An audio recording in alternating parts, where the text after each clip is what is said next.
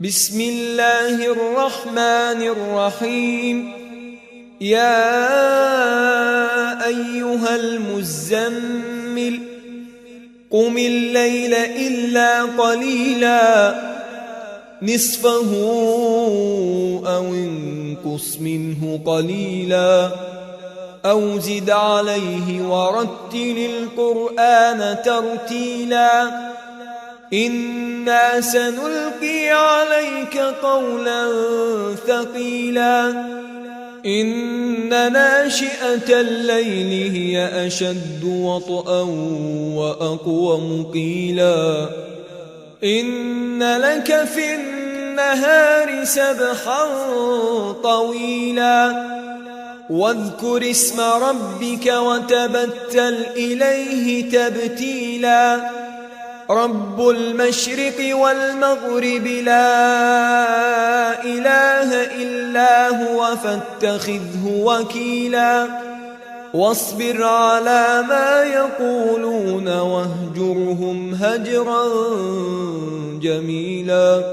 وذرني والمكذبين أولي النعمة ومهلهم قليلا إن لدينا أنكالا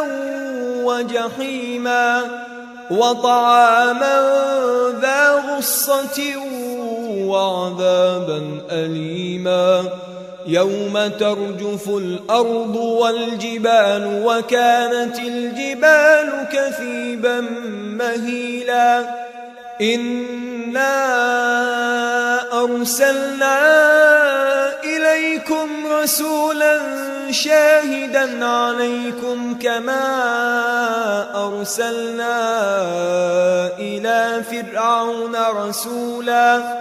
فعصى فرعون الرسول فأخذناه أخذا وبيلا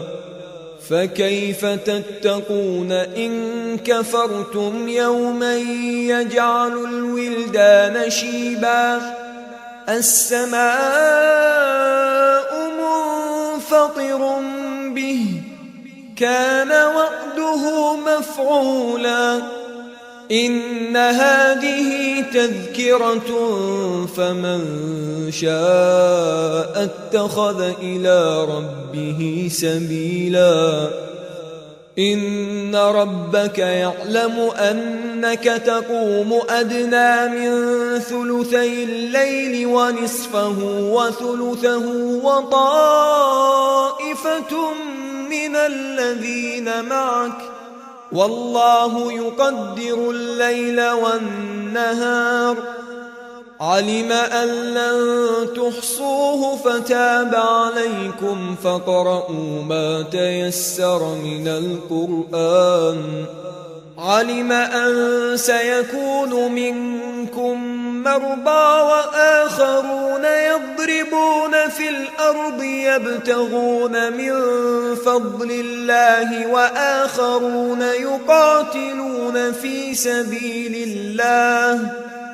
فاقرؤوا ما تيسر منه وأقيموا الصلاة وآتوا الزكاة وأقرضوا الله قرضا حسنا وما تقدموا لأنفسكم من خير تجدوه عند الله هو خيرا وأعظم أجرا واستغفروا الله إن الله غفور رحيم